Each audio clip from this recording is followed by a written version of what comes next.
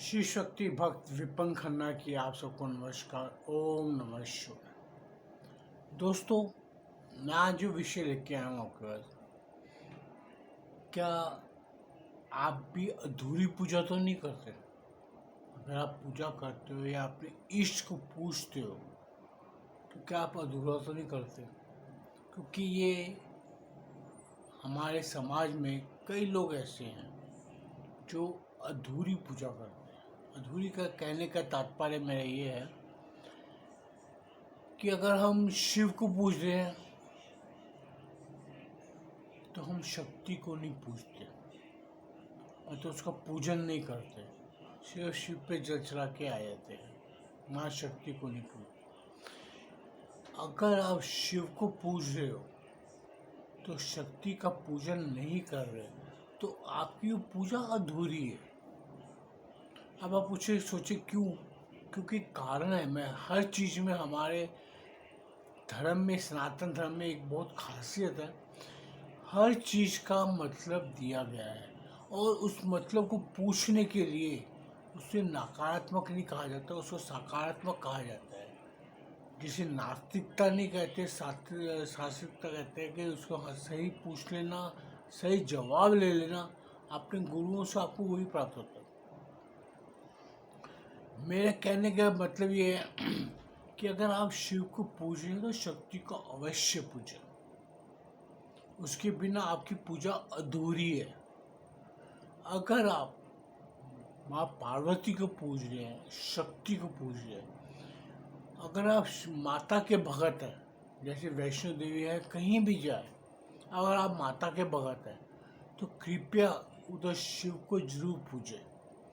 शिव को नहीं तो विष्णु जी को पूजे, जिसको भी पूजे, इन दोनों में से एक देव को जरूर पूजे। अगर आप माँ को लक्ष्मी रूप में पूज रहे हैं तो नारायण को पूजना अति आवश्यक है। अगर नहीं पूछते तो आपकी पूजा अधूरी है। भगवान गणेश को जब माँ लक्ष्मी और सरस्वती माता ने वरदान दिया था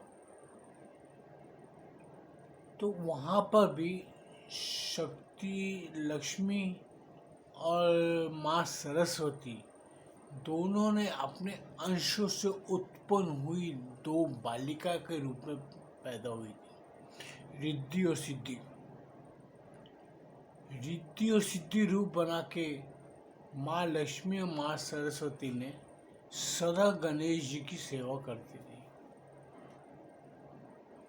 ये दोस्तों, हमारा जो सनातन समाज है इसमें इतनी गहराई है कि आप अगर सोचने बैठेंगे तो आपको एक जन्म पूरा नहीं पड़ता, आप समझ ही नहीं सकते उसको। इतना ज्ञान है। अब लोग बोलते गीता का एक एक श्लोक में से इतने मतलब निकलते हैं कि कोई लिमिट नहीं है।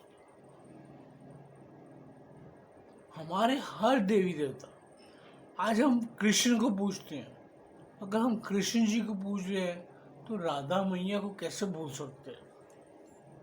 हम राधा मैया को नहीं भूल सकते। हमें कृष्ण को अगर पूजना तो राधा मैया को पूजना पड़ेगा। महालक्ष्मी, जब राम जी, विष्णु जी ने कृष्ण अवतार लिया तो माँ लक्ष्मी राधा और रुक्मिणी दोनों रूप में आई थी। ये दोस्तों, एक हम हर आदमी धन चाहता है। अभी जो धन चाहता है वो भगवान विष्णु के पास जाना चाहता है, लेकिन उसका चाहिए क्या? उसको लक्ष्मी। अभी हम लक्ष्मी का पूजन करते हैं, अगर आप विष्णु पूजन नहीं करेंगे, हरि पूजन नहीं करेंगे तो माँ लक्ष्मी कहाँ से आएगी? अभी आपने कभी महालक्ष्मी का, लक्ष्मी वर्ड को ध्यान दिए? माँ का नाम को लक्ष्मी, लक्ष्य, आपका लक्ष्य माँ को पाने का है। वो आपका लक्ष्य तब निर्धारित होता है जब तक आप विष्णु भगवान को नहीं पूजते, नारायण को नहीं पूजते। जिस घर में नारायण की, कृष्ण की या श्री राम की पूजा होती है वह स्वतः ही माँ लक्ष्मी प्रकट हो जाती है। उसका कारण है माँ लक्ष्मी विष्णु जी की अर्धांगिनी है, आधा अंग है। आज हम लोग हर देव को पूछते हैं। ब्रह्मा जी से आप ज्ञान लेना चाहते हैं, ब्रह्मा जी का ज्ञान तब आपको मिलेगा जब तक आप माँ सरस्वती को नहीं पूछेंगे। सरस्वती ब्रह्मा जी के आधे शरीर से पैदा हुई थी। अभी इसमें सबसे बड़ी कथा यह है कि शिव पूजन के लिए माँ शक्ति को पूजना पड़ता है। शक्ति शिव के अर्ध अंग है, आधे अंग से निकली हुई है। हर देव के अंदर शक्ति है। शक्ति वो ईश्वरीय रूप में है, मैया के रूप में।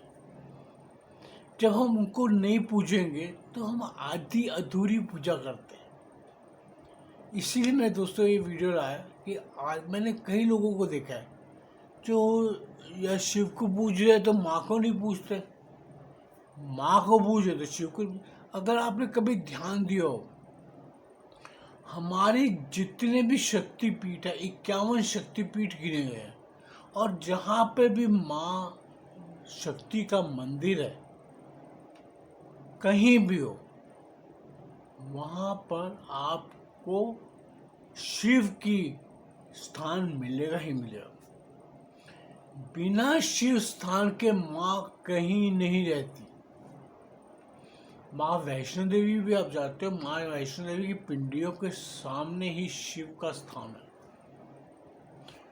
माँ वैष्णो देवी की गुफा के नीचे ही शिव का मंदिर है। आप ज्वाला जी जाएंगे, ज्वाला जी में भी उधर आकाश शिव का स्थान है। चामुंडा देवी मतलब किसी भी माता के मंदिर चले जाए आपको शिव का स्थान मिलेगा ही मिलेगा। दोस्तों मैं इसीलिए कह रहा हूँ कि आप कभी अधूरी पूजा मत करो, आधा अधूरा नहीं करो। जब भी करो पूर्ण पूजा करो। यही सबसे बड़ा लक्ष्य होना चाहिए। अगर लक्ष्मी को चाहते हो, आज माँ लक्ष्मी के जितने भी मंदिर हैं, जितने भी शक्तिपीठ है, वहाँ पे नारायण का स्थान है ही है। आप बताओ, आप ही सोचो, नारायण बिना लक्ष्मी कैसे हो सकती? आपको वो लक्ष्य ही नहीं मिलेगा जिसपे माँ मिल जाए। आप सदा भटकते रह जाएंगे। इसमें कई कारण है दोस्तों। आज सुदामा को तो आप जानते हैं। सुदामा को कौन नहीं जानता? जो कृष्ण को जानता हो सुदामा को भी जानता है। सुदामा को माँ राधा रानी का श्राप मिला था।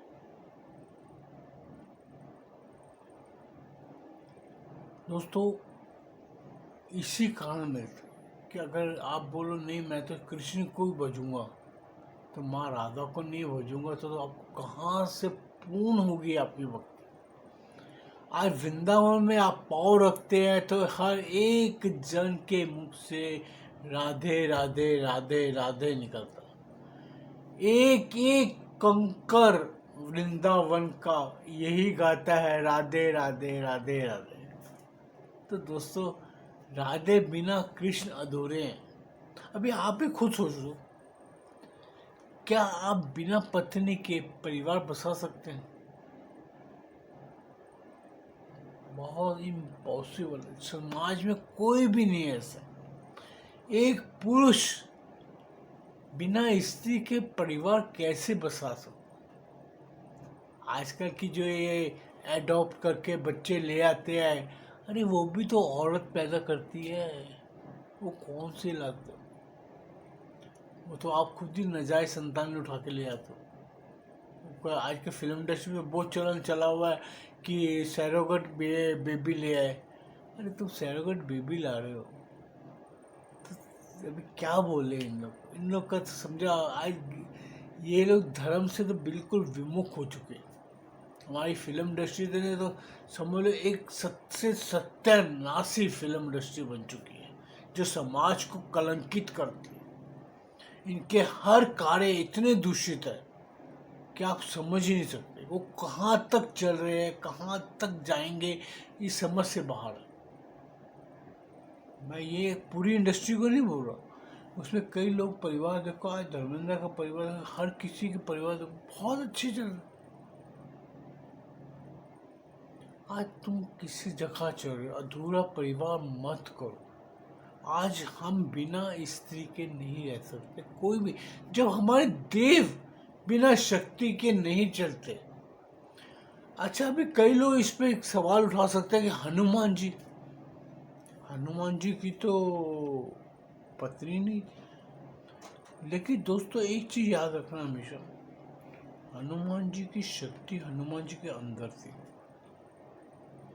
वो प्रकट नहीं करते थे। उन्होंने उसको प्रकट करके स्वीकारित नहीं किया, उन्होंने अपने से अलग नहीं किया। हर पुरुष के अंदर एक नारी छुपी है, हर नारी के अंदर एक पुरुष छुपा है। इसे आप मानो या ना मानो। इसीलिए दोस्तों मैं आपको कहना चाहूँगा कि कभी भी अधूरी पूजा मत करना। आपका लक्ष्य कभी निर्धारित नहीं हो। अब लोग शिव को पूजे, शक्ति को नहीं पूजे। आपको पता है शक्ति माँ पार्वती के अंदर क्या क्या है? माँ अन्नपूर्णा वही है। आज शिव भगवान भी भिक्षा लेने के लिए माँ पार्वती के पास जाते हैं, तभी वो अन्नपूर्णा कहलाती है। उसके अगर आप अपने किचन में, अपने रसोई घर में माँ अन्नपूर्णा को नहीं पूछते तो आप कहाँ से आपके रसोई घर में बरकत होगी? माँ अन्नपूर्णा का उस रसोई पे इतना प्रताप होता है, इतना उसके ऊपर आशीर्वाद होता है कि आपके घर में 10 बंदे भी आ जाएंगे, 20 बंदे भी आ जाएंगे, खाना खा के जाते हैं, अगर माँ अन्नपूर्णा का आप पे ऊपर आशीर्वाद है तो। दोस्तों मैं इसीलिए आपको इन छोटी छोटी चीज़ों को क्यों बताता हूँ कि ये चीज़ें हम लोग निगलेक्ट कर देते हैं, हम उस पर ध्यान नहीं देते। आज वही माँ पार्वती है, अगर वो क्रोध में आ जाए तो माँ काली रूप में दंड भी दे देती है। जो राक्षसी प्रवृत्ति वाले इंसान पैदा होते हैं उन्हें दंड देने के लिए माँ काली का ही प्रताप चलता है। हमारे धर्म के अंदर यही चीजें दिखाई गई हैं, समझाई गई हैं। मैं आपको इसीलिए सब बताने आया था वीडियो पर कि कई लोग इस चीज़ों में, मैं बहुत लोगों को देखा है कि जो शिव को पूजते, शक्ति को नहीं पूजते, लक्ष्मी को पूजते, विष्णु को नहीं पूजते, गणेश जी को तो पूजेंगे तो रिद्धि सिद्धि को भूल जाए। रिद्धि सिद्धि बिना शुभ लाभ कहाँ से आएंगे बताओ मुझे। इसलिए दोस्तों कृपया अधूरी पूजा ना करें, पूजा करें, अति आवश्यक है। उसके बिना इंसान की गति नहीं है। अपना लक्ष्य निर्धारित करें, लक्ष्य में चाहते हैं तो। अगर आपको जीवन में संतुष्टि चाहिए, आत्मिक संतुष्टि चाहिए, मुक्ति चाहिए, तो महादेव से बढ़िया मुक्ति जीवन में कोई नहीं दे सकता, क्योंकि शमशानों में बैठे हैं। और माँ पार्वती भी, वो भी सती रूप में बैठी हैं, उन्होंने भी संन्यास लेके बैठी है। तो सती को पूजना या माँ गौरा को पूजना, तो वो भी धन वाला तो नहीं देंगी, हाँ आपका अन्नपूर्णा का रूप देंगी। आपको दंड दे सकती है गलत करोगे, तो आपको मुक्ति भी दे सकती है। शिव मुक्ति दे सकते हैं तो माँ शक्ति, माँ पार्वती भी मुक्ति देती है, क्योंकि माँ पार्वती के अंदर आदि शिव है। तभी तो गणपति जी पैदा किए, वो सब कुछ कर सकती है। जो गणेश जैसा पुत्र पैदा कर सकती हैं, कार्तिक जैसा पुत्र पैदा कर सकती है, तो माँ क्या नहीं कर सकती, सब कुछ कर सकते हैं दोस्तों। सो मैं यहीं पे वीडियो को विश्राम देता हूँ, खुद को विश्राम देता हूँ और आपसे विनती करता हूँ, अगर मेरी कोई बातों से अगर आप लोगों को गलत लगे कृपया मुझे क्षमा कर देना। मेरा ऐसा कोई नहीं होता किसी आप लोगों को गलत सूचना दूं। मेरे को तो ये होता है कि कोई इंसान गलत काम ना कर रहा हो, गलत पूजन ना कर रहा है। पूजा करते करते मुझे दिमाग में आया यार, कई लोगों को मैं सुना है ऐसे, इसलिए मैंने वीडियो बनाई। ओम नमः शिवाय। दोस्तों, अगर मेरी ये वीडियो पसंद आए कृपया इसको लाइक कीजिए, चैनल को सब्सक्राइब कीजिए, बेल आइकन दबा दीजिए। फिर नया विषय लेके आऊँगा। वो कोई ना कोई तो दिमाग की उपज है, निकल ही आती है। हाँ, मैं कोई लोगों की पढ़ के या ग्रंथों में से पढ़ पढ़ा के आपको नहीं सुना। जो ज्ञान मुझे प्राप्त हुआ है मैं उसे वही देता हूँ। ओम नमः शिवाय।